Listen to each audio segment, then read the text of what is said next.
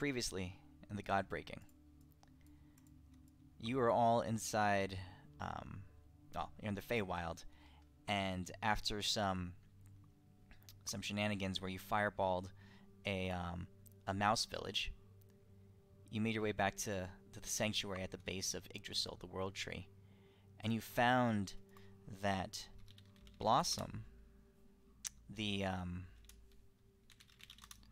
Blossom of Yggdrasil,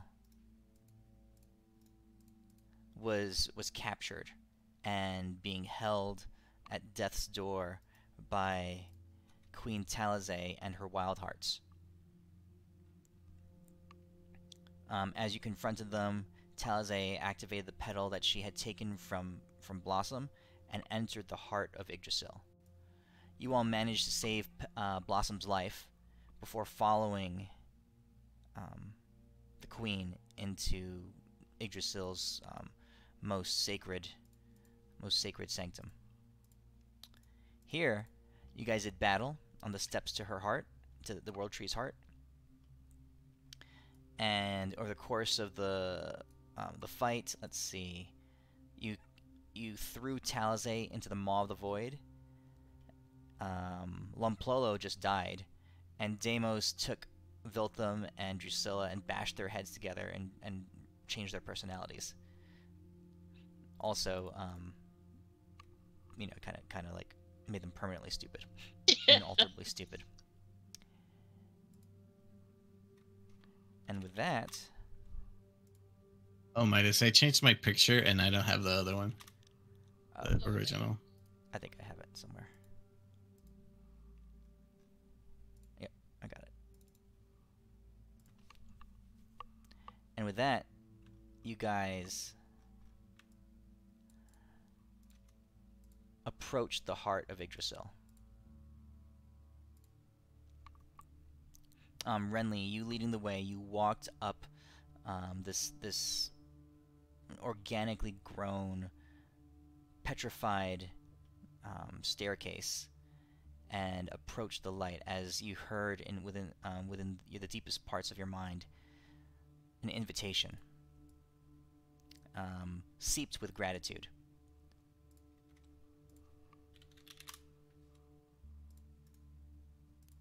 You all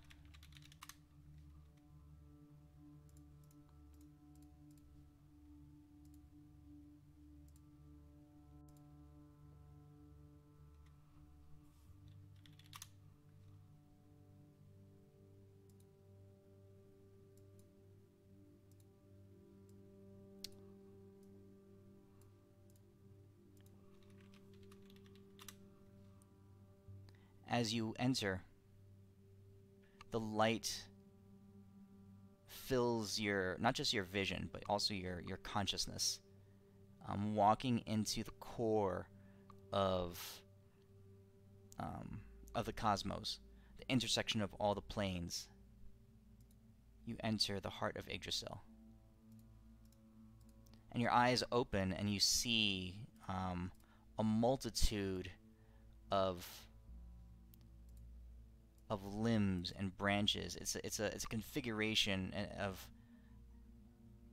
of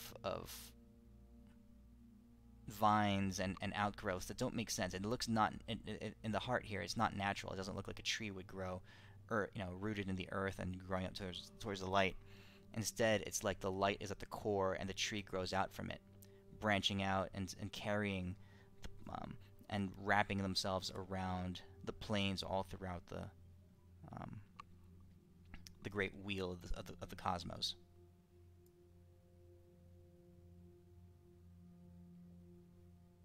So this place is both infinite and in size, but also intimate and contained.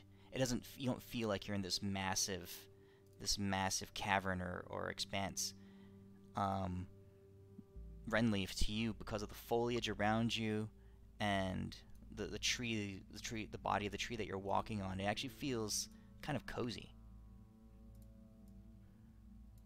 You guys, if distance were a thing, and this is just a rough approximation because physics are different here. um, distance. This distance from this spot to this spot. It could be a million miles, but also it could be 2 steps.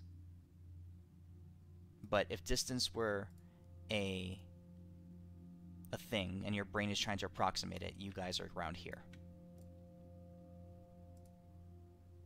Renly, what do you do? Okay, because I'm looking at the picture and I'm like, I'm not sure where we are. On the bottom, you see like if the tree would have red circle? toes. Oh, there. Yes, it hadn't actually shown that part. Okay. Yeah, it blends in with the picture. I just go, hello?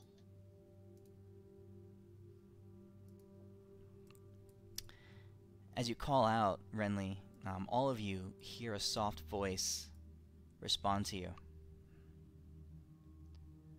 Welcome.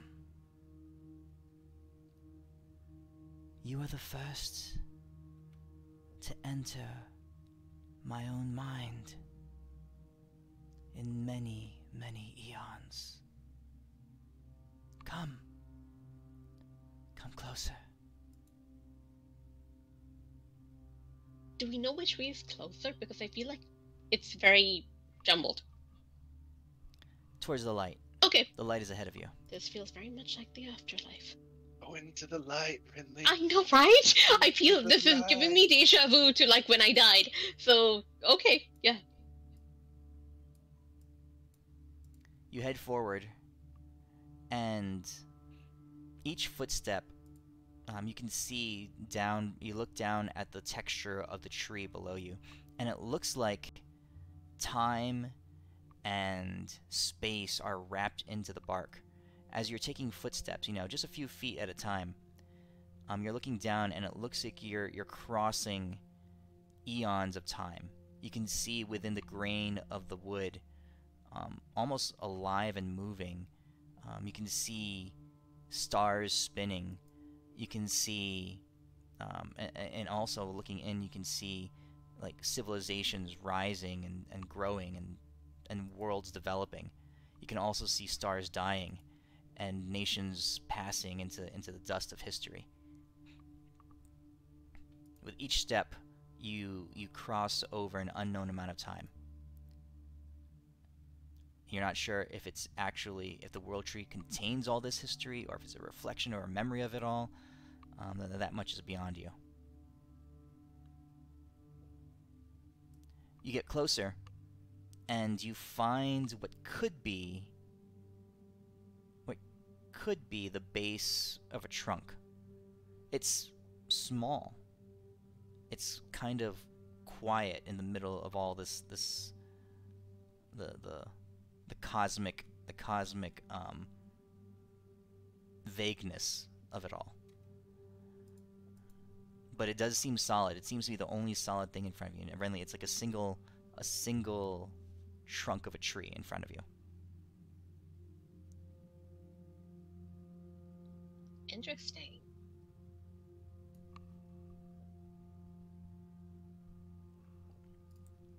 Renly, you studied the world tree for a long time.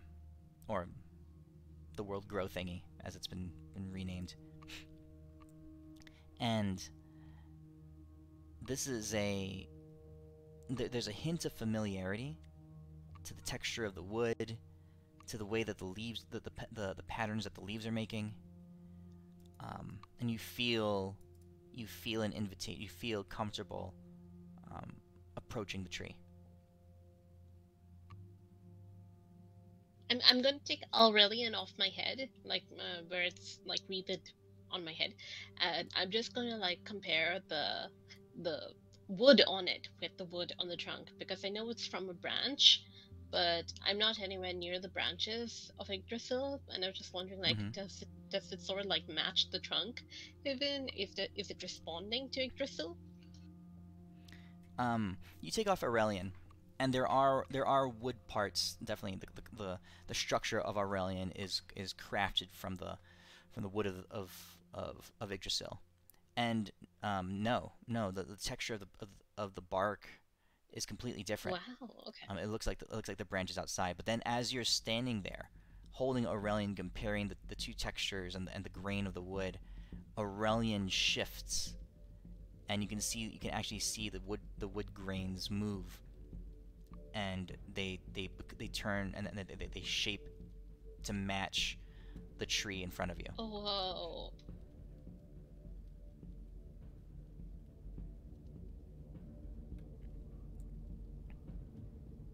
You hear the voice again say, Renly, you are trusted. You are welcome. Thank you, savior of my daughter. Now, you're at my heart. And within the tree itself, you see a face just kind of vaguely begin to imprint itself in, like kind of like emerge from the grains of the wood.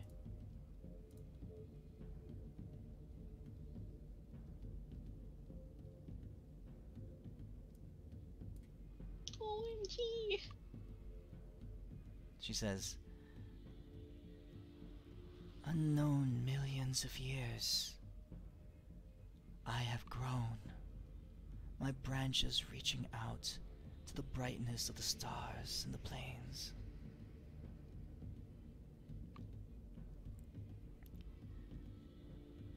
And now, you have come. Renly, what do you seek? It's good to meet you. And yeah, we do have our usual world-ending requests as always, which we were hoping you could help with. But in the meantime, also, this is Veldorn, Elwyn, Edith, the one sleeping over there and swimming is Deimos, but ignore him. He'll be fine. But yeah, it's good to meet you. And I start pulling out my papers or my notes. If the tree smiles, the face smiles, and says, the threads of fate converge upon all of you. You are bound together, just as you are bound to your destiny. You are the ones I have been waiting for. Ask your questions.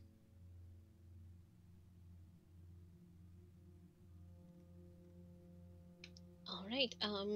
So I will go over the various the issue with the truth and trying to find something to nullify or nerf them, and what happened to Deimos when he tried to interact with one, and what finally overcame the, how would you put it, the drain that had occurred. But so I'll be going over like. Do you name each of the the aminos? Yeah, I read out this whole list of them, and I'm just like, yeah, this will be a moment, but I read it all out. Okay. She says, you've asked your question, Renly.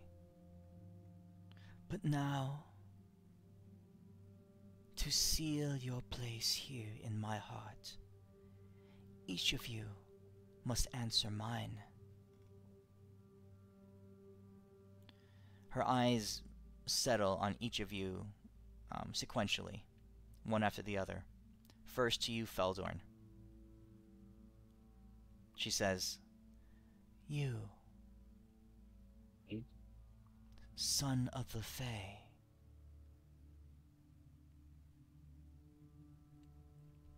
who do you serve?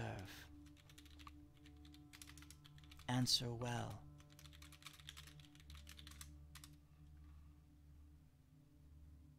Eldorn taps the hilt of his sword and says that he serves the blade that grants him his power.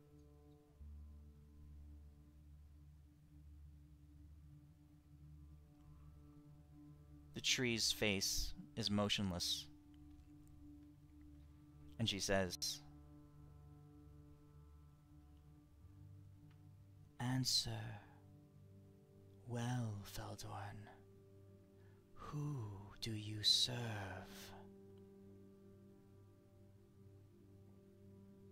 Feldorn is confused. Oh God. I don't serve anybody. She went down in the toilet. Feldorn is a free Feldorn thanks to Elwyn.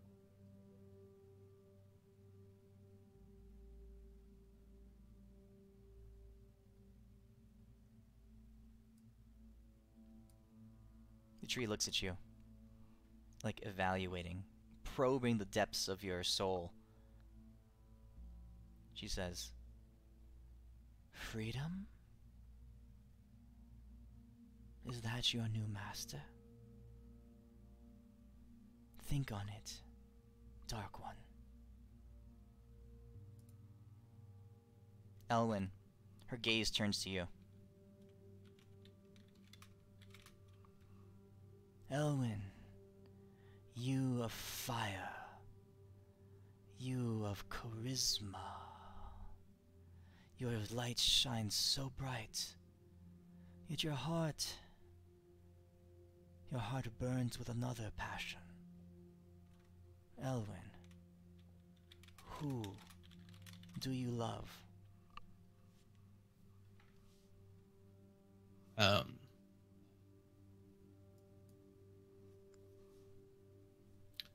love a lot of people.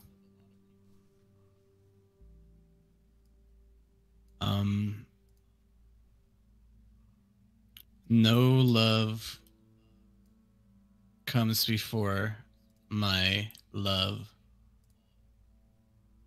of my friends, not even myself.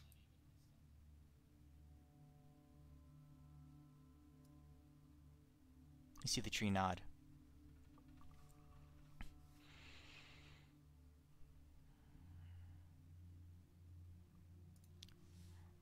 Her eyes drift away from Elwyn, and they settle on you, Adis. Adis, born a man, tempered in the depths of hell, and now darkness clings to you. You hide your face, but you hide more, I think. Adis, what do you seek?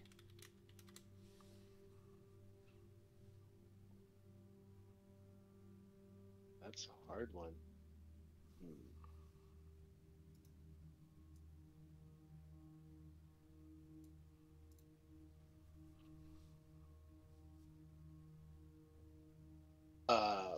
I would.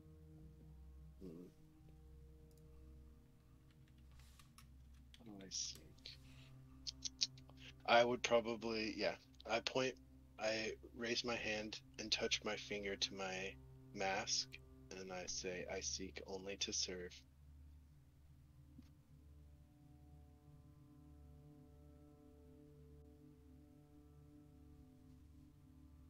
The tree pauses and considers, before finally lifting its gaze off of you, Adis.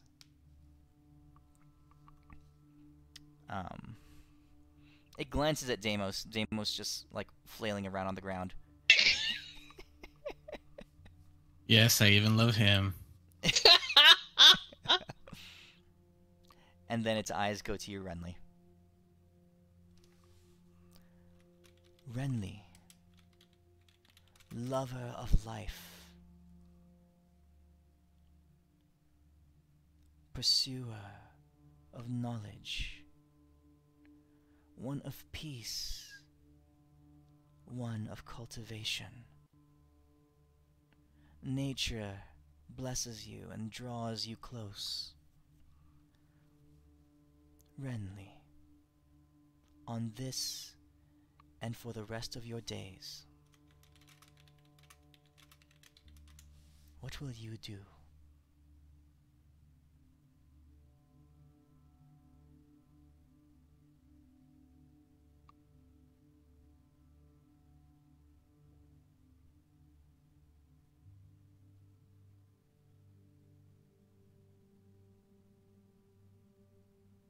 Do I have to give a single sentence because this might ramble? No, you can answer long. Okay. I'm like, well, I don't quite have a single answer per se, but I know I want to I want to help my friends and I want to help the people I love and save a lot of people in danger. And once we have dealt with the big bads, because there are many, including a certain toilet we have to deal with, as I think of, the certain, uh, you know, hole we've developed. And after that, I'm hoping that, I can maybe settle down and spend some time loving life and cultivating life and having a lot of tea.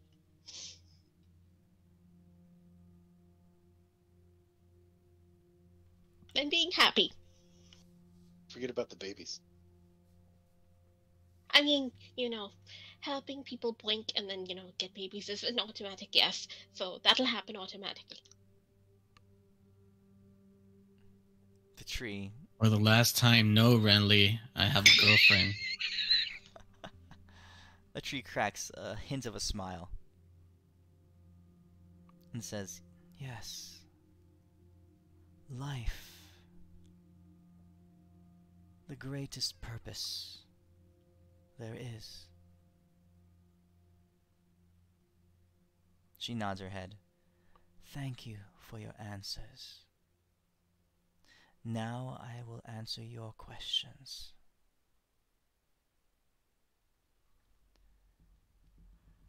These truths that you seek to overcome, the exchange of force, the learning of truth, the binding of things,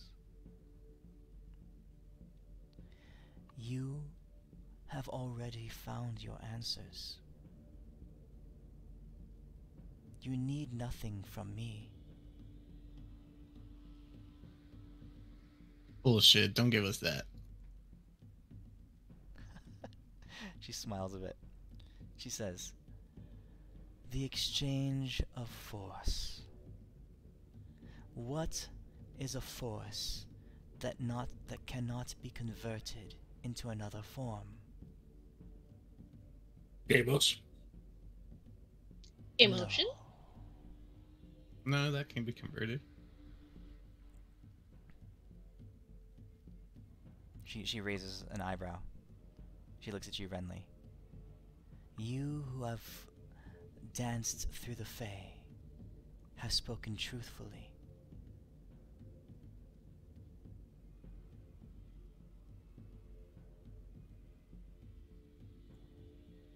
I don't know what that means. I think that was an affirmation about your statement. Oh, that was emotion.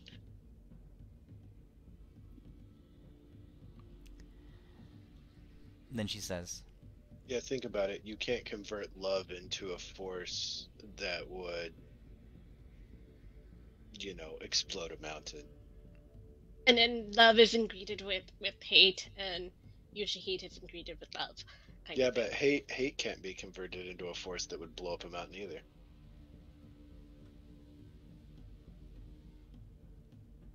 True. Then she says, "The binding of things. You have learned that while all bonds can be challenged and bent, stretched, and torn, you have proven that there are bonds that cannot be broken. What are they?"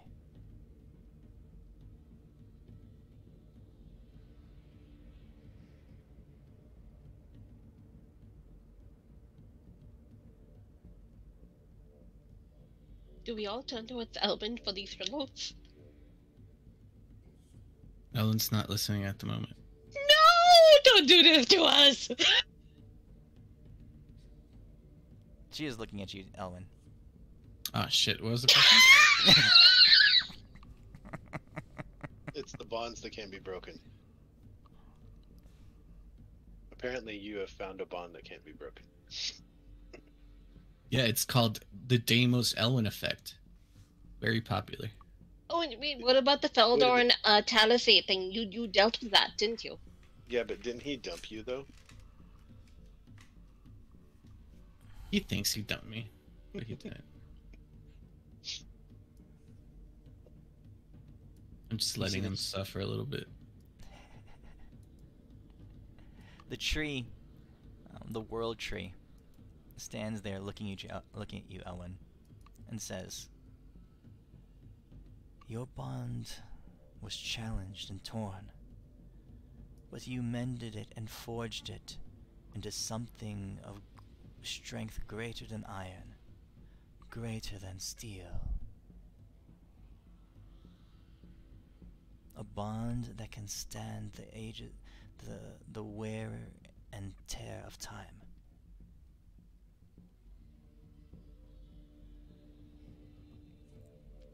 And finally, she kind of looks at all of you, her eyes just passing over all the entire group. And she says, "And the learning of truths. What is a truth that you have that cannot be learned?" That was what Deimos went through, right? Like a revelation or something? His kind of like his epiphany. Yes, Epiphany. I know a truth that can't be learned. What is it? The what we got, because we didn't learn it, we were granted it. It was still bestowed, though. It wasn't self-occurring. But it's not learning. You mean our awakening? Yep. She says, "That is the fire that Deimos used to reclaim his own mind. And it is the truth that you have that none other can grasp."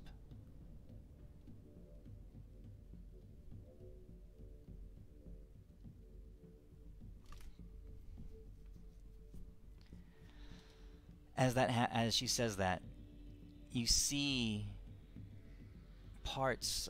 You look up, and with fresh eyes, you see the branches of the world tree, Renly.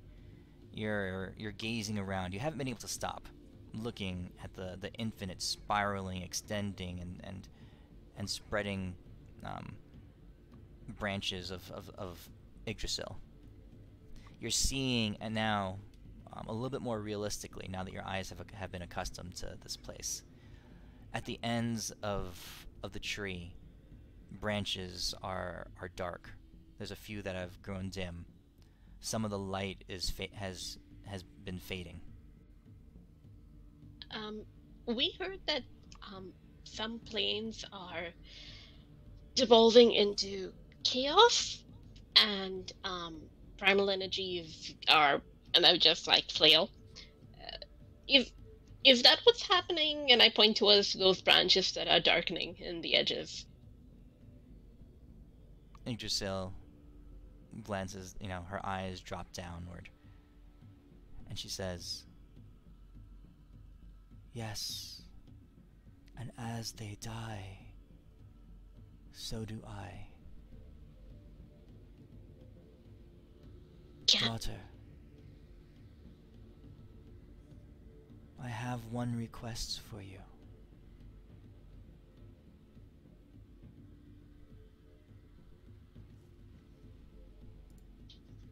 Say it. She says, "As I was planted in the fertile soil of a newborn universe.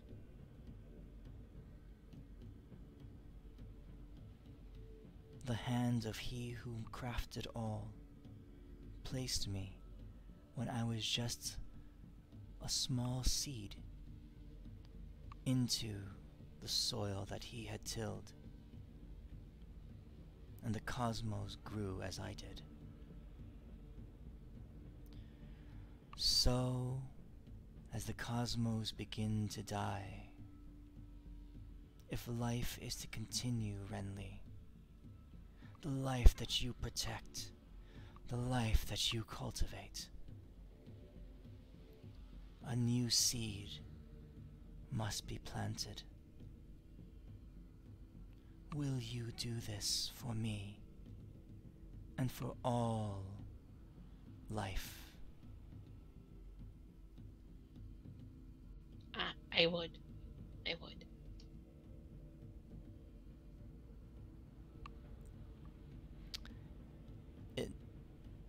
The light of the world tree all around you seems to fade,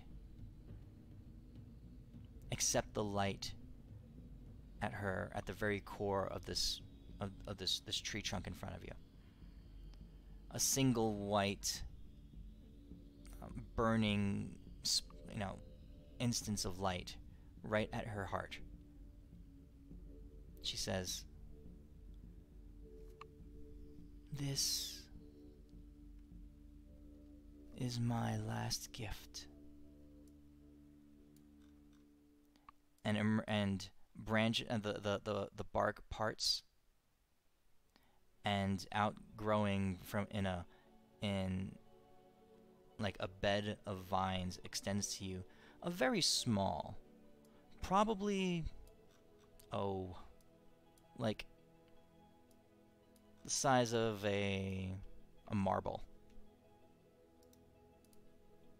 A very small seed, Oh boy. glowing with golden light. The vines extend and place it in front of you, Renly. I hold out my hands. She says, "My daughter, Blossom. I hear her cries. I felt her pain and her fear. She is the one destined to grow to replace me. Bring this to her when she is ready, when the world is ready. When she has it, and she is planted with it, she will grow. But the time must be right, Renly." How would I know when the time is right? She smiles. "Renly, I'm about to give you a terribly existential and vague answer." Of course.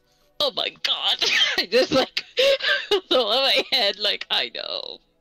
She smiles and she says, "The time will be right when you know it is right." I just sigh, a deep sigh. And she smiles. A brilliant golden smile. In the depths of her eyes, Renly, though, you can see sorrow and loss. Just kind of like a melancholy, because she knows that her time has grown very short. Well, on one hand, I feel kind of terrible about this. And on the other hand, Blossom's gonna be she's gonna be kind of cool in the future if this all works out really well. True enough. I have a question. Okay. For the tree. Because Renly, you asked her about the black branches, right? And those were like planes that had died, right? Once that had devolved into chaos. As the tree, I point to a random branch. I'm like, so I'm assuming that's a plane. So if that branch were like cut off, would the plane die?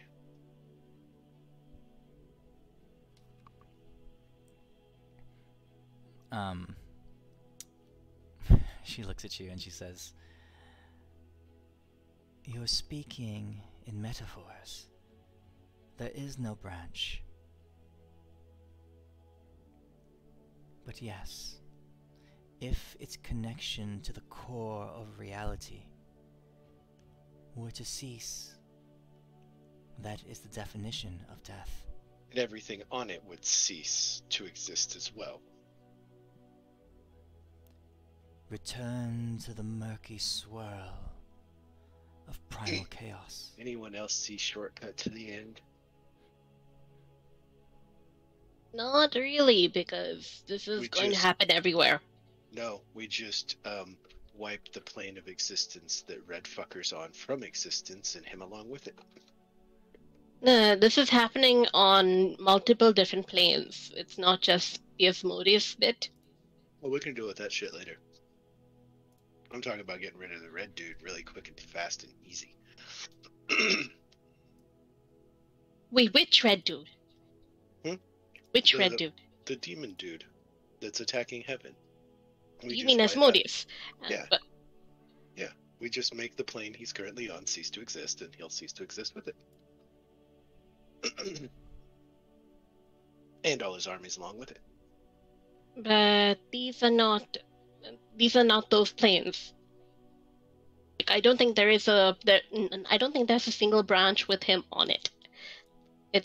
Or maybe there is, but You asked if the branches were planes that had evolved into chaos, so yeah, the ends of them, like and those the tree ends. confirmed that if the plane was disconnected from the tree, it would cease to exist along with everything in it. So if we disconnect the plane him and his armies are on from the tree, him and all of his armies cease to exist. But his plane is our plane. Yeah, but when you replant the tree, it'll come back. I don't know about that. I think it might be a whole new universe. Well, that Like, could I think be too. our universe is dying. Well, that's even better. If you're going to make a whole new universe, then makes my plane even better. Where are you going with this? I don't know. Cut off branch, bye-bye red god. No. Like, how do you plan to execute this? I figured I would ask the tree how to do it. Okay, yeah, go ahead. I'm just going to Okay. try. I'm going to take the golden seed and I'm going to try and cozy it or cushion it into Aurelian because Aurelian is sort of like a bird's nest on my head. So I feel like a seed would feel comfortable in that kind of a nest. What do you all think? I mean, if we could pull it off, that would be a quick solution to that problem.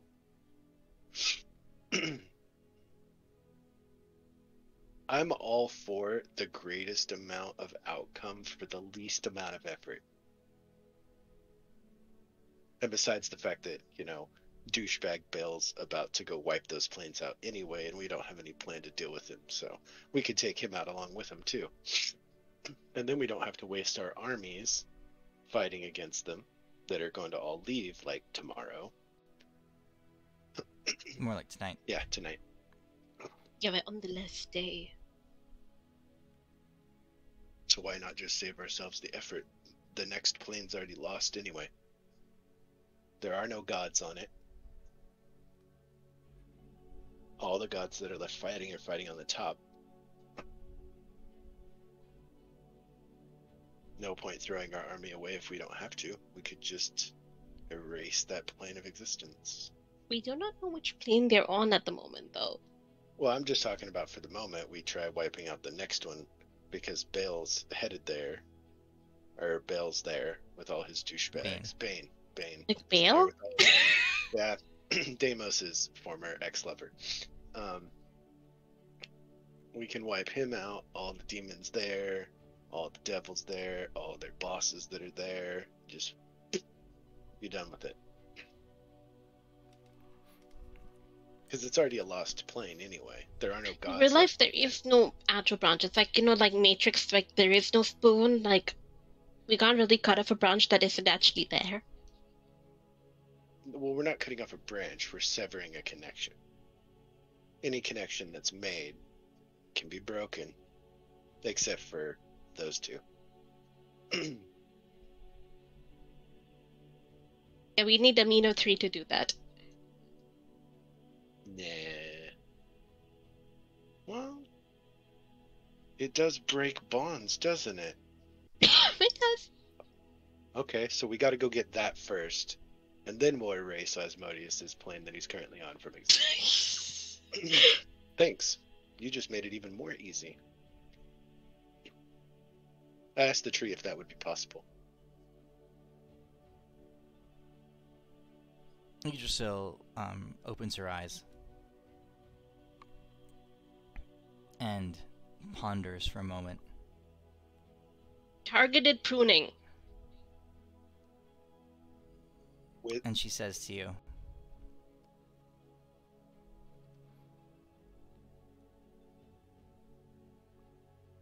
the threads that weave together, the very matter that the cosmos are built on, are of a magic, are of a force far deeper than you know. Order and chaos entwined are reality. It cannot just be severed. There is nothing to sever.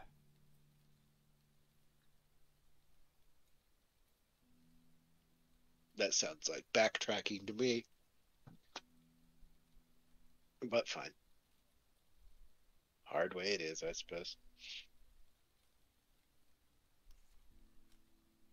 I will sort of try to hug the trunk. A few branches, and as you hug it, some of the vines grow and like coil around your arms, Renly, just gently. Renly, stop pumping the tree. Did you have anything you wanted to let Blossom know as well? Let her know that I see her, and I love her. She is not alone. I nod and I'm trying to blink and if this was the internet, I'd be like, I'm not crying, you're crying. But yeah. Guard the seed, Renly. It is all I have. I nod. Hey, Renly. Mm-hmm. Would you like me to put that seed in something safe and secure for you to carry? Listen, that seed shouldn't go in your prison pocket. Stop being weird. I'm not going to carry it, but I can put it in a container that nobody can break it out of. Again, we don't want the seed going in your prison pocket. Stop being weird. The joke must be lost on me. I'm sorry. I Where's get it. Anthony when you need him? Yeah, Deimos would explain it to you. Yes. He'd show it to you. Renly, you feel the face of the tree as you embrace her. For a moment, the vines recede. Yggdrasil leans forward and plants a gentle kiss on your forehead, and she says, "Now go, daughter of life. Go and make sure this world continues." I nod. And the face recedes back into the bark of the tree.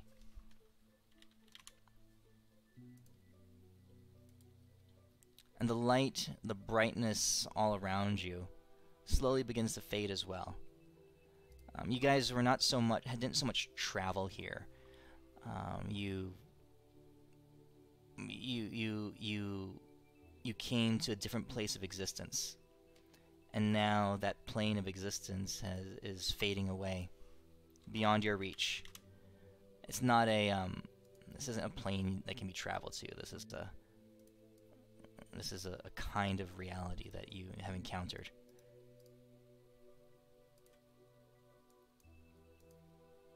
Blinded again. Blinded again. Like an out of body. You must have your you must have your the brightness on your monitor turned up pretty high.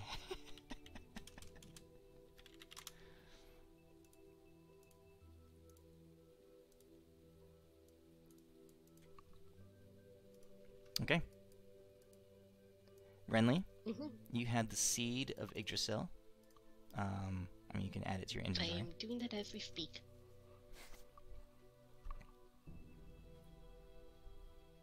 You look around you, and you realize the day has mostly passed. It is not. It is no longer early in the day. It's not like it's way past noon. Time has gotten away from you. This is the end of the third day. Oh no! Told you we should have went with my plan. I'm looking around. Are we in the grove with Blossom? Yes. Blossom? I'm going to rush up to her real quick because I know we don't have time anymore. She is. Huh? We Hi, we Renly. we saw your mom, Really? and You yeah, and she has some words for you. Are you ready? did she says? What that queen? It's all good. We got rid of her, and Oh, your mom is safe, I was and so. everything's good. Renly, she took my petal from me, and I couldn't do anything to stop her. Yeah, some people are evil bitches like that. But yeah, you know, we were there for you, and it's all good. And I'm going to sort of like embrace her flower vine thing and just say, your mom says these words. I see her, and I love her. She is not alone. That's for you, Who? baby. That's for you.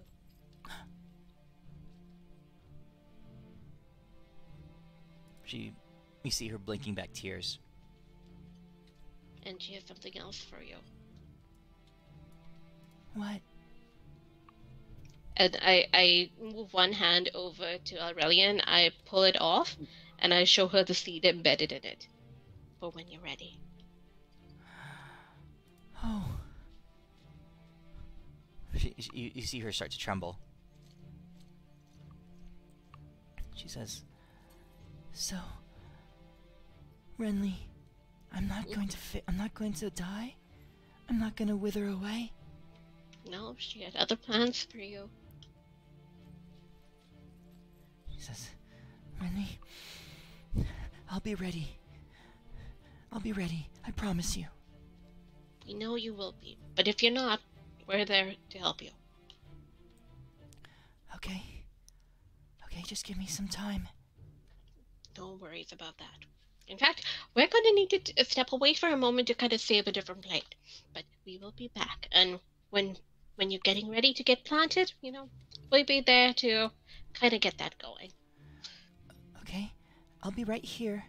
She says, "I hope no one else. Are you sure you took care of the queen?" We She did. won't- We kind of like flushed her down a toilet that's very hard to get out of. Okay. Like, nothing's ever come back from that. So, yeah. Well, I'm not very strong right now, but I can hide. I'll hide as best as I can.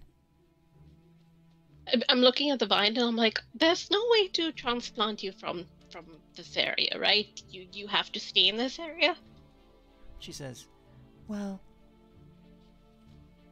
you see her tugging on her vine. She says, "I can maybe move a few more feet away from here." Oh no, I meant like whether you could like, you know, if we uprooted you a bit and like moved you to a different plane. But it seems not. She's blinking. She doesn't understand. I'm using my awakened eyes, and I guess I'll have to spark it. Yeah. Here we are. Okay, and I'll just roll my 1d5. Okay, it's a 2, it doubles. And Mhm. I'm looking at the vine and I'm just trying to see, like, is there any way for it to kind of, like, survive away from the tree and the grove? Or is she bound to this area for her survival? You look and you see the flow of life through the vine that's holding her, and it, as you because you regrafted her onto the tree, you understand a little bit more than is readily obvious about how she's formed and how she subsists. She has to stay here. She can't Okay. really go, yeah, and the vine is what keeps her alive. If she were to be disconnected from it or moved or severed from it, she wouldn't last long. Like, she would last a minute maybe. Okay. Okay. She says, well, she says, I'll hide here. I can hide. She kind of like snuggles deep down into the middle of her flower, right? And she says, and I won't make any noise if anyone tries to come. I promise. Not even Captain Mouser. I feel like we probably need some backup here, and I'm going to kind of. I can't actually message. The Drigblooms don't actually have a messaging system, so yeah. Let me see if there's anything to message. Did I meet any of them? The Drigblooms? Yeah, You met all of them. Yeah. I could send them a The mushroom message people? if you like. Yeah. Just ask them if they could come and support Yggdrasil in a more, physical form by maybe having an outpost here. Like, and maybe like they can get more comfortable with the daughter of Yggdrasil. Would they like that? And would they be willing to help?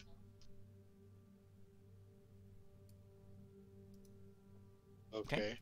I'll send a message to the dude who's never fought anything but thinks he's the most baddest ass mofo in the world, and tell him Brinley's calling on him to summon forth an army to defend the tree. Calabar gets your message, and you can see the image of him, Adis, and he says, "Right, I was fucking born for this shit." Well, not like, defend in like an immediate sense, but in case anything were to, sort of like encroach on Blossom's space. Blossom is the daughter of Yggdrasil. I totally made it sound urgent and immediate. He says, "Oh, by my sword," he says, no harm will come to her." Great. Okay. You're going to get So- company soon, dear. And I will use my Aurelian to like sort of do a hologram of Calibard and the other Drigblooms. This is what they look like. Mhm.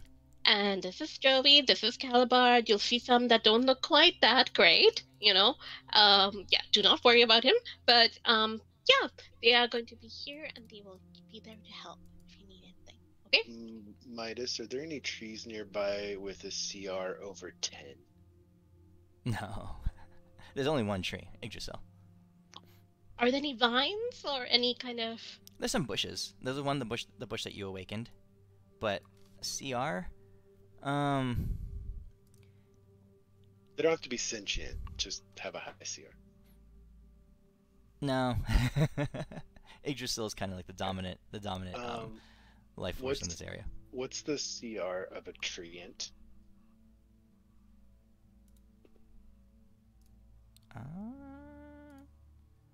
would a treant fit in here? Probably. Yeah, a treant would be over 10. Oh, it is over 10? Yeah. The Oh, treants that you encountered in the Feywild were over 10 CR. well, shit. But you Adis, as you're messaging Calibard, you do see, you're aware that the Drigblooms are mobilizing in force. They've Hell begun. yeah. This is what their people, the moment that their people have lived for, basically. Their entire population is getting ready to mobilize out of the caves, and come out and and protect Blossom. Hell yeah. But Blossom needs a servant. So I'm gonna find a couple of flowers and polymorph them into fairies. Okay. So I'll create a couple of fairies to help her out. So she Okay, has like, some so- company that's her size. All right. Some fairy attendants. Yeah, that'll work. And then in an hour they'll be permanent. All right. It is time to move back because I think, we've kind of overdone it on the timeline thing. So I'm like On half dead, our- so the trip home's on Elwyn. on our stone thing, like our messaging stone, we don't have what's the space. Okay, Deimos, can you call Cornelius? Deimos? No. Okay. Back we are. No, he gave one of the stones to Cornelius, remember? Oh, you did? Okay. Yeah. I thought he did, didn't he? I'm sure. You guys spent some time with Cornelius. You can talk to him if you want. Tap, tap, tap. Cornelius! Yeah? Where's your former lord and master? I mean, Bane. He says, "Oh man," he's like, I can see it happening from where I am. Holy shit balls! Oh no. Are they moving on to the next plane? No, not yet. He was going to, but like, holy shit balls! There's all kinds of portals opening up, and they're pouring in from everywhere. Holy fucking shit! Okay, it's showtime. Okay. Elvin?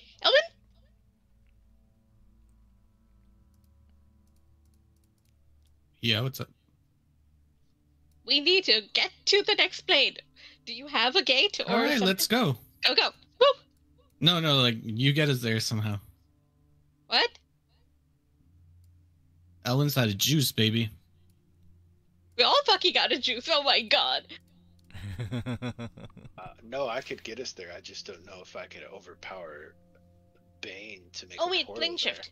Plane shift. Can't plane shift into a plane if the person in control of the plane doesn't let you. Is Yeah, he the in next fight's all control? yours. Is he in control of the plane? He is the god of the plane. How are all those portals showing up then if he's not actually allowing them on? Oh, I know where I'll gate us. I'll plane shift us to the Bahamut Sanctuary because that's probably where they're leaving from. Yeah, because there is the gateway from Arcadia up to Nirvana is in place. Oh, perfect. Let's head there then.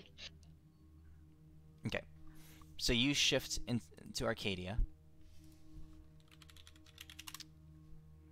and Feldorn, this is all new to you. Like the existence of Mount Celestia, the structure of the planes, and all these rules for traveling from one to the other. And again, you're dealing with forces, and you realize this during your fight in the heart of Yggdrasil. Your friends are dealing with forces that are unlike any that you've seen before.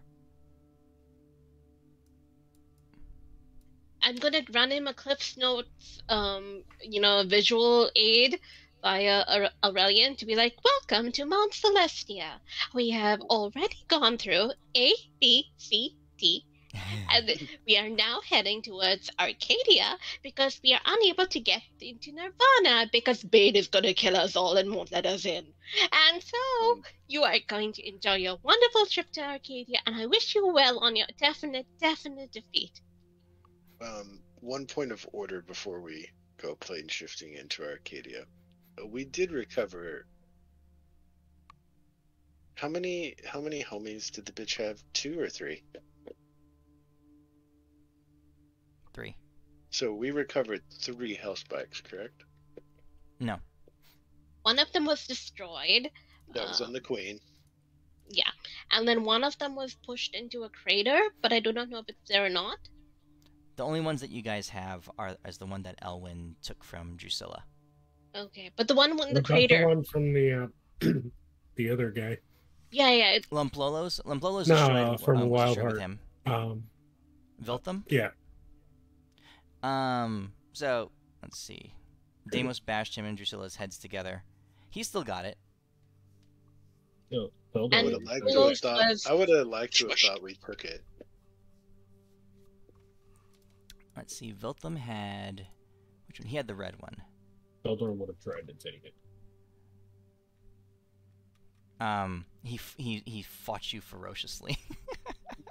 But he was kind of, head smushed.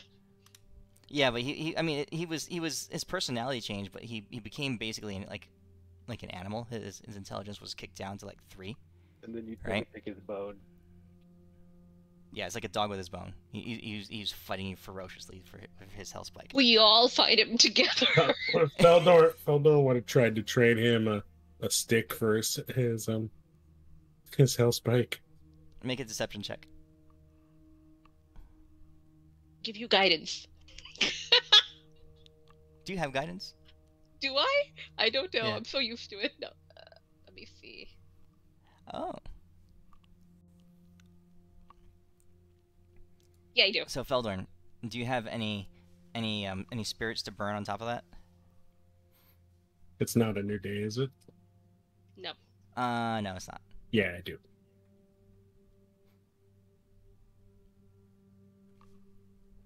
So roll a d20. Nice. Cool. Okay. 50, 64. Nice. The so you and Viltham. So Feldorn, Viltham was he was a friend of yours, and remember that burning in your pocket Mm-hmm. as you guys were teleporting away. Mhm. That was the ring that he'd given to you when you were leaving the land of Elubrian. And you're piecing it all together now. That ring was like a beacon that kept Talazay informed of where you were and what you're doing, and she used it to get to the sanctum where Blossom was. So Viltham, he was your friend, but he was working against you the whole time, and working for Talazay. So now that he's been devolved into this mindless creature, you come at him with what's your attitude towards him? How are you? Oh, I hate his how are you ass because handling he this? tried to kill me. Okay. All right. So imagine a dog with his bone. How are you taking it from him? So I'm waving like a stick in front of his face, like trying to get him to fetch the stick to see if he'll drop the bone. Okay. And with that deception check, you manage to make and the spirits that are allied to you, you manage to make him think that the bone is like the stick is the juiciest, most amazing bone in all of creation. He drops his health spike and goes lunging for it. Huzzah! And I toss the stick so it goes after it. All right, he goes bounding off into the forest where you toss the stick to. And the Lampolo tree was like smushed crater style, so that was destroyed? Yes. That was destroyed. The Yeah. Okay. the queen one got obliterated too. Oh yeah, it's destroyed before it went into the void. Okay. Yeah. Okay, so you guys have the red and the green health spikes. Here's red.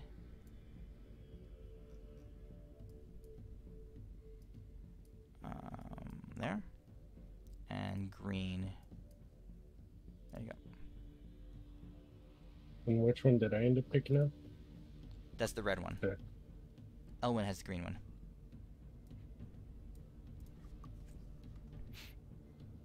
Holy fuck, that red one on Elwyn.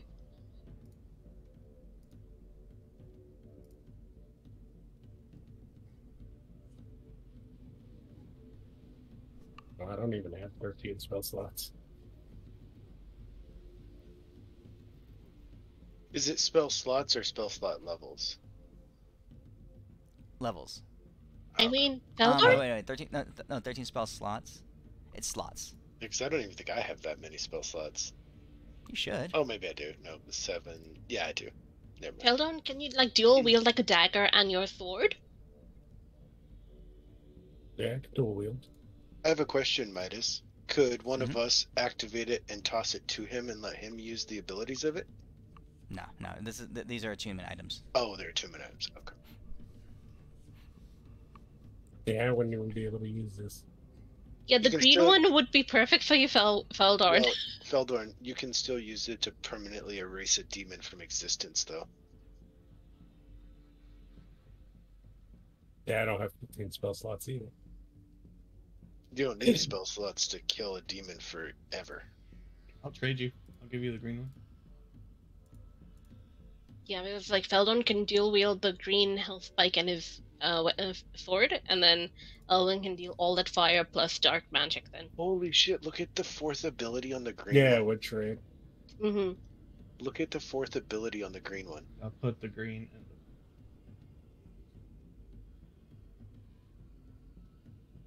That's insane.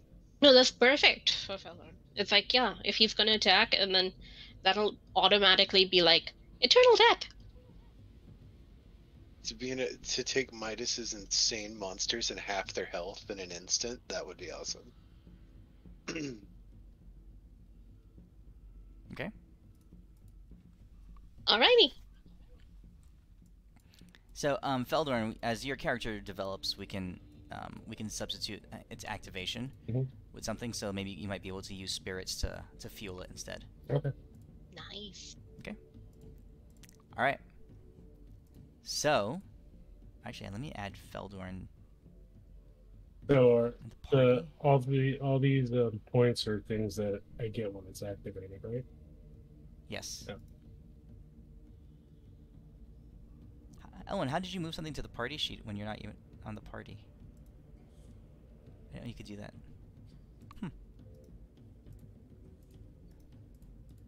Yeah, I don't think you put the Magic. right one in my inventory. Why do we still have burning dog shit in it? You want to know something else nifty you can do too?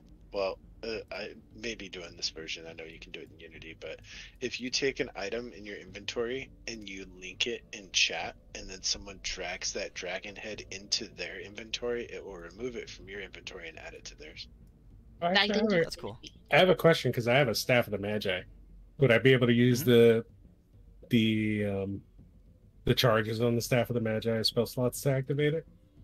Ooh. How many charges does it have? Okay. No, 20? Staff of the Magi is 50 charges. Oh! 50? Because they count as basically spell slot levels, Like a level 1 spell slots? Yeah, pretty basically. Sure. much. Oh, awesome. This is going to be awesome. Woohoo! Alright. So, you guys teleport to Arcadia. You get there, and you see the armies of the gods. So we're, just recap. All the combined forces of the underwater kingdoms that were stationed on Elysium. That had evacuated Lunaria and were stationed on Elysium. The Modrons and their mechanized their warbots from Solaris.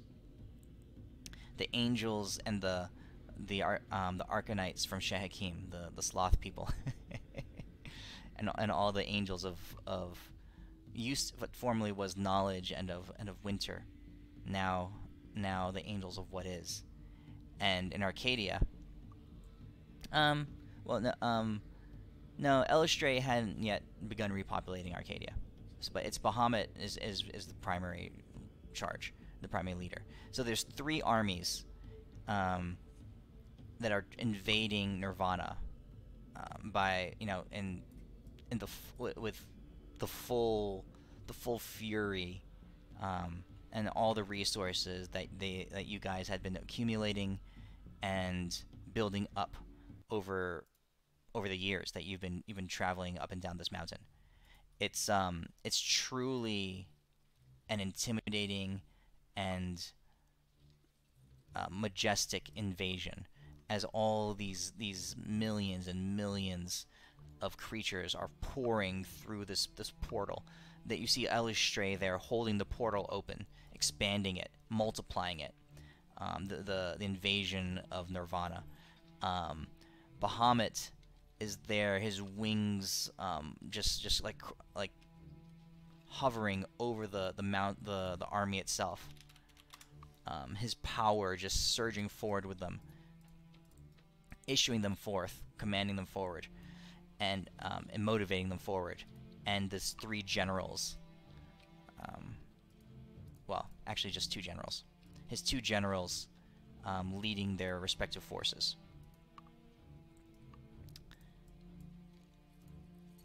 One general being very familiar to you. Hell yeah.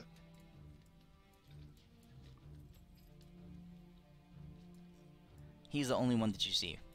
The other one is on the other side of the plane, shrouded in like an aura of red. But he's likewise leading his host of forces. The third one is under temporary command. The gods are waiting for a true leader, but it's more like a backup, and so they're held in reserve. But they're going up, but they're not the primary vanguard. And you see the temporary commander of the third host. It's the dragon. Oh, never mind. Ooh. Interesting. Okay. All right. Oh, seeing Okay. him reminds me we still have to deal with that spider bitch too. Back on the mortal realm. Yeah. Telephos is as out of even as powerful as he is. He's out of his depth doing this. He's not going to be able to be an extremely effective commander for his army, but he's doing everything he can. He's got brains. All right. The war. As you guys, what do you guys do? Do you follow the armies through the portal, or do you go talk to somebody? Well, we have to go through. Those truths are going to decimate everybody. One needs to give a speech when he gets back. Well, once we've dealt with the truths, we'll give the speech. Well, he just said AFK, so when he gets back, he needs to give us a rousing speech to motivate us. I'm turning into a dragon, and I'm wall chipping into a dragon, and then flying through the portal. If people want to ride me. Okay. All right. So just so you know, this is gonna be like a massive fight. Bane is there with all his hosts. Cornelius is telling you. So the information Cornelius is giving you is that Bane has already eradicated the army of demons that was there on the plane. The combined power of the axioms, the axiom aminos, was too much. It just like he tore the demons like apart at the very core of their existence. And he was as he was finishing that, the portals from Arcadia opened up, and he's starting to clash with the heavenly armies now. No. Yolanda, can you cast So- your 10-minute long rest spell? Yeah. Well, no, it's... Let me see. I think it's an hour-long spell. That's the problem for the long rest. 1 hour. We need. Yeah, 1 hour. That's still better than nothing. How many times can you cast it? Let me see. 6. Twice? God. I'm so fucking out of spell slots. Wait, no, 3 times? No, but that'll use my 9th. You Yeah, wanna wish it? I can do one person with wish. Oh, you can't triple cast wish anymore. Okay. Well, I can, but if I would have to use my spiffy go Uber ability in order to do that, Oh, and then it would use that crap. No. and then I could cast it twice. But we'd be I out just- for an hour. I just need healing is all I need. So if you could do yourself and 2 others, then I could get one person with wish. 'Cause I Gonna could do go back- myself. I can Well, only I do can other do- people. Okay, you do the 3 of them, and I'll do you. I can get, and then you can heal me, but heal me too before. No, I'm Um, out of my what do you call it? Tree form. Like I got killed in my tree form, right? So my branch of Yggdrasil form, so I don't have healing at the moment. Correct. You don't Demos have has the healing. You don't have healing spells. I have healing spells, but Elvin would do more healing with his Oh, yeah. firebolt. Yeah, Ellen, can you shoot me with some firebolts? He's and- be right back right now. So Okay, so that's the plan. The plan is Ellen shoots me with firebolts. You cocoon the 3 of them, and then I'll cocoon you with wish. okay. Because I can get back spell slots in combat. So Okay. Okay, that's your plan. that's a I don't know, but think about it. I'm like 1 hour out of And- the fight, and given the- how grand of scale this battle is, an hour's not going to make much difference. oh no, but the Truths can annihilate quite a bit. I feel like we really need to get in there to just deal with the Truths, and Well, then maybe take an hour. You're half dead, I'm half dead, and everybody else is a quarter dead, and Elwyn has no spell slots. No, Elvin can do this via cantrips. Elwyn has no spell slots, so he can't do the super power-ups for all his stuff. No. I mean the healing. The healing. Yeah, he's gonna heal me, and you're gonna cocoon them, the 3 of them, and I'll cocoon you, because Elwyn needs his spell slots back, and Feldor needs his spirits back. I don't think we need the spell slots necessarily to deal with the Truths. Like the Truths, like what are the things? You think we're gonna go through that portal and just walk right up to him and not have to fight anything along the way? No, we will. But still, so what do we have? We have emotions, the leash. Well, we need Deimos for the leash, crap. And okay, considering we don't have Deimos at the moment, we're kind of stuck. Yeah, so we do cocoons. Elwin, An hour. are you okay with an hour, Feldorn? Elwyn will be fine with it because he has no spell slot. What? We were considering like doing the chrysalis and kind of cocooning ourselves for an hour to get a long rest, or dealing with the Truths right now, so that they can't leash havoc on the various armies during that hour. I'm gonna let Renly, Feldorn, and Ada shine tonight, so I'll do whatever you guys want. You guys are taking the lead. So vote for Crystallis. So his vote is for Crystallis. Now his vote is abstaining. So Feldorn, you're the vote breaker.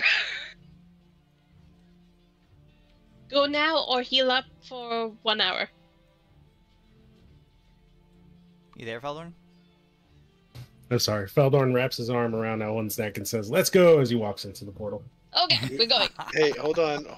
Feldorn, aren't you out of spirits? My spirits come back on a daily basis, not on a rest basis. Oh, you don't get him back on a long rest? It's on a daily basis. Well, Elvin, can you shoot cantrips at us and heal us up? Yeah, because 3 of us are a quarter dead and 2 of us are half dead. Healing fire coming up. Woo! All right. So what we'll do is, if Elwyn is there, you guys spend a few minutes as Elwyn channels his healing abilities now. Okay, I'm zeroing out my wounds. Yeah, he'll clear. We'll just zero out all the wounds from you guys. This is several minutes, and as you're watching, the hosts of heaven are surging upward, and there is all kinds of calamity up there. The Bane, you're not exactly sure what's going on, but you guys are doing that, and pulling up to you guys beside you on like a fiery chariot, a fiery flying chariot. Tempest comes up, and he says, "Ho, Renly!" Hi! I wave my dragon arm. He says, "We're about to head through the portal. I see you guys are busy." He says, "You following along?" Yeah, also, you might want to avoid certain creatures, and I try to do like a little presentation of like the axioms, and I'm like, yeah, they're bad news, we're dealing with them, but just avoid until then, okay? Because, yeah, it's very difficult to deal with them. He says, he says, Difficult, you say? If you call it difficult, then it must be something else. Yeah, they're immune to pretty much everything except very unique things. So yeah, nothing will do anything to them, and in fact, you'll just get it almost got rid of Deimos. He raises his eyebrows a bit. He says, "Interesting. Well, we've got Bahamut with us." He says, "But noted. He says, follow along. I have to get to the lead." Yes, and I chase after him. Yeah. He cracks his whip, and his flaming chariot goes charging off towards the sky. Bahamut is overcasting the armies, and he flies through the portal as well. Awesome. All right. This is an invasion of heaven. All right. You guys heal up. It takes you a few minutes. Do you guys do anything I'm else in hoping that preparation? Elwyn is on me with everyone else as I'm flying and healing us that way. Okay, as you guys are flying up. Yep, You're in on the dragon move. form, right? Yep. Okay. I'll turn into a pimper dragon that makes Renly's dragon looks like a rabbit. As usual. It's fine. All right, 2 dragons. If his dragon is way bigger, I'll just ride his dragon as a dragon. Okay, a dragon on top of a dragon. Yeah. Oh yeah. All right, you guys are going up, and as you continue flying, you see off in the distance this shadowy red cloaked figure at the lead of another host of heavenly armies. The army that he's in charge of is the Lunarians. So the hosts of mermaids and crustaceans and all that stuff, all bedecked in splendor, like really like the merfolk had some technology to them, right? Their weapons and their tridents and stuff like that were imbued with the tide shard power. But Stabilizer had really amped them up. You can see their glistening silver and blue armor. So much bling. Yeah, and they're tide shard powered weapons as they're all charging up through the portals. Oh, they're all gonna get decimated. Oh wow. Tempest is in the lead of a host of warbots and modrons. They're all the warbots are powerful and highly armored and mechanized. The modrons are piloting them. They're for every warbot there's a modron attached to it. Elwyn, you feel a little bit of a just a tingle in your in the back of your mind as you sense that Melwyn inside your pocket dimension is giddy with excitement. Nice. Okay. The third host, with Telephos as temporarily in command, are the angels and the Arcanites from Shehakim. And Mistra had been up to a lot of work. With her power, and the angels of Shehakim have not just multiplied. There's far more of them than there were before. She's been hard at work, but they're also bedecked differently. No longer wearing the trappings of knowledge or of winter, but now rainbow iridescent colored warriors. They fly. All these winged creatures just soaring into this portal. Oh yeah. Okay. You guys accompany them. Bahamut passes ahead of you into the portal, along with these constant streams of forces, and you guys step through to the other side. Elwyn, you should send a mental communique to your big boss bro and tell him, despite the fact that he's big badass motherfucking dragon, to stay away from those thingamabobbies, and I'll do the same thing for Mishra. Mishra's not part of the invasion force. Neither is Akelia.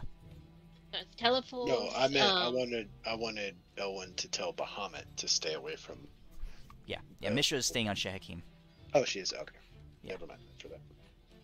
Okay. Because there's no telling how much they'd get juiced up off of big badass dragon god. Okay.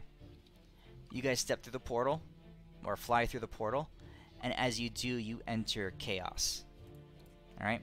So, I mean, this is the picture that you saw the first time when you came in, the middle of the war. Now the sides have shifted. Now Bane's host of undead forces are are at the core of all the fighting. The armies of heaven are charging in, and they're immediately met with rains of arrow fire, lightning bolts, and flame coming from all sides. You see instantly angels just being struck and being singed and burned whole. All around you, war bots are being smashed into pieces as the front lines are being heavily pushed. Then Bahamut's roar echoes through the skies, and a surge of power creates just enough of a beachhead for Tempest to land. And he's swinging these twin blades that carve through the enemy front lines, giving the heavenly forces space to cut through and land and establish their lines. Above you, you see Telephos in the skies with the winged angels, challenging these abominations of bone and spine that Bane had resurrected. For a moment, the battle seems even, but then the heavenly forces begin to rapidly push back Bane's undead. You can tell that the combined might of three gods is more than Bane himself can handle. In the distance, at the foot of his tower, Bane fights, angered. You can hear his curses, his profanities, laced with malice. Just as he yells them and spits them, the world around you cracks with thunder and lightning, and the earth splits and breathes fire, because his rage angers the plane itself, because he's the god of this plane. Oh my god. As I'm watching Bane, I'm gonna cast a spell real quick. Locate creature to find the nearest axiom. I do not know if it'll work, but I'm like, we need to find one of those things fast. Okay. You're looking, Renly. You can't see them. You don't know where they are. Oh no, I'm casting locate creature, so I'm hoping that I can feel like a ping or feel the direction at least. Nothing yet. Okay. Nothing yet. Moving forward, closer to the armies above. You guys are flying in. So as you get in, you guys are hotly contested. So there's fire and bursts of energy coming your way. You guys are having to defend them, and we're just gonna theater of the mind this. You guys are activating defensive spells or different abilities, and just holding off a lot of this initial damage.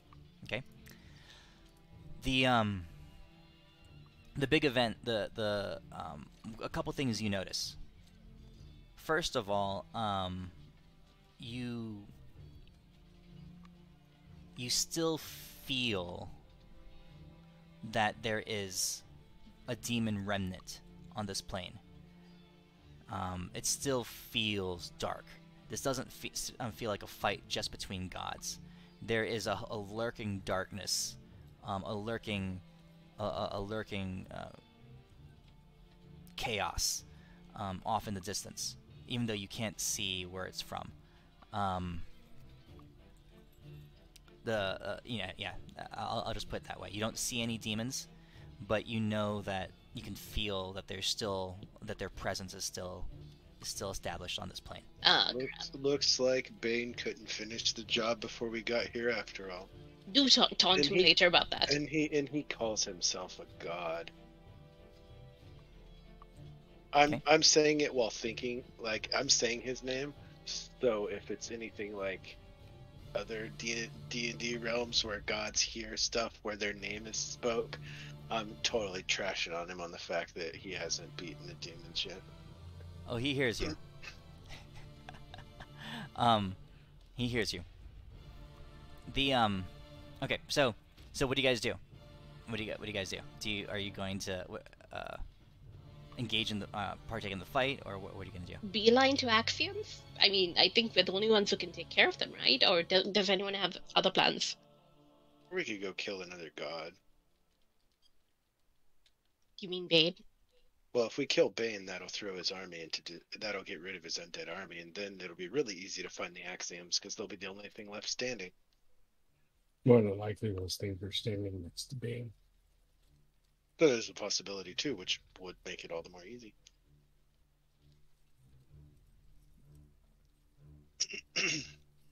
Oh yeah, What's Elvin your is move? sitting it out. Okay. Oh, Sitting it Elvin. out. I'm here to do whatever you guys want. Yeah, no, But I'm you done guys with are making the the decisions. decision. That's right. Yeah, no, that's what I meant. Well, Um, last I checked, there was this douchebag standing on a tower over there who attempted to get our Deimos to break up with Elwyn. So I think that slight needs to be settled. Okay, I guess you're flying in that direction, and I'm just gonna keep concentrating on locate creature and hope it pings, so I can be like, "Hey, there is an Axiom." I'm gonna try to. Okay. I'm gonna try to do something cool along the way to make this a little faster to get to his tower. I'm gonna cast Wish and attempt to craft a spell called Tunnel Through Space. Tunnel through space. You Yeah. mean teleport? No, it's gonna create a wormhole, not a teleportation. A wormhole from us to Bane. You mean a gate? Nope, not a gate. I'm talking about a legitimate scientific wormhole. That sounds like a I game. know, but No, a gate. A gate. You when you're in between the gates, you're actually in the ethereal plane. I'm I creating a get that you're trying to legitimate create a new spell. I'm just trolling you. Oh no. You're trying to get you from where you are to over where Bane is. Yeah. Right in his face. Roll a d20. Roll this distinction between the science fiction and the magic. You know, we'll settle it with a high or low. You call it high or low. What do you want? High? Low? Hi. All right. For some reason, you're not sure if Bane was distracted or if there actually is a legitimate difference between science and magic. But for some reason, this time it works. That's what I was hoping for, is to craft a quote unquote teleport that he couldn't stop. All right. You guys appear. And I And- throw Deimos off of me right into Bane's face. Okay, you guys like boom, just there's a boom tube, just there's a sonic boom, and you guys appear next to Bane. You guys blast into him, shattering skeletons and undead in your wake. Elwyn is flamed on. You know, there's fire going everywhere, and you guys are how do you guys kind of establish this location? Do you guys cast any spells or use any abilities? I will use my my stellar flare breath to just annihilate everything around us. Okay. It's Henley, what are you 100. doing? It's 100-foot cone. Yeah, it's an extremely impressive. Are you in stellar flare blast? Is that Nebularos's? Yeah. power? Nice. All right. Renly, what are you doing? I'm turning into Moonsight, and I am kind of wondering. I'm still like hoping something's pinging off the locate creature, which I'm concentrating on. Are any of the troops near him? No. Fuck! We don't need to be Renly. If we kill him, this army disappears. You know we're really tapped out, right? Veldrin, what are you doing? Feldorn's just watching. If you're just watching, then I mean you guys can get overwhelmed pretty quickly. There's many thousands of undead soldiers around you. Deimos is using Oh, there destroy. are? Deimos is Yeah. using destroy undead to destroy them all. Yeah, I don't think it's that easy. Feldorn's gonna basically have his dancing rapier dancing around him, attacking the undead. Awesome. Yeah. As you just land in place, your sword spins to life, just creating like this whirling satellite of destruction around you, just spinning rapidly, cutting down undead creatures all in your wake. I will Elwyn. I will Yeah, what are you use I will take control of all the fire within a mile radius. Okay, you're using your crown. Yes, and that's how I will protect us from any outside forces. That way, these guys can deal with the axioms. So you make like an ultimate an ultimate wall of fire. Yeah, so I'll concentrate on keeping all the you know, all the other undead out, so these guys can focus on the things. If you need me to roll stuff, just let me know. Okay. No. If you're activating your crown, all the fire in this battlefield gets sucked away towards you, and you create this huge pillar of fire, just surrounding, swirling in your general vicinity. I mean, you got like a maybe a 50-foot radius circle, is your battleground, and all around it is this huge cyclone of fire. Any of the undead that tries to breach it is shattered and consumed. The bones just completely turn to ash. Bane stands there in the middle, right? And Deimos leaps at him. Bane rises up to meet him, and Bane is a greater god, right? And Deimos is an awakened cleric of an awakened Deimos. yeah. I'm trying to figure out how. Okay, so I think we'll end right here since Deimos is not here, and you guys are poised with Bane in the middle. So things to note: the axioms are not around. Motherfucker. You don't know where they are, right? The angels and the heavenly armies are engaged with the skeleton hordes, and they are currently seeming to be pushing back Bane's armies. Bahamut is flexing his power, his true power, on the other side of the battlefield. All right? And there's a demon presence on this plane still. Renly, roll a perception check. All right. Give yourself guidance. I totally give myself guidance. 61. Renly, you focus in on that as in all the chaos and the tumult of war around you. Heavenly forces just clashing in a way that history has seen just a few instances of. You're focusing. You're sitting there with your locate creature spell, trying to discern the difference in auras, the difference in powers, and you hone in on that demon presence, and you realize two things. One, that it is a vast power, and two, that it is fading. Fading like maybe the axioms have gone after the demonic presence and then nowhere on this battlefield?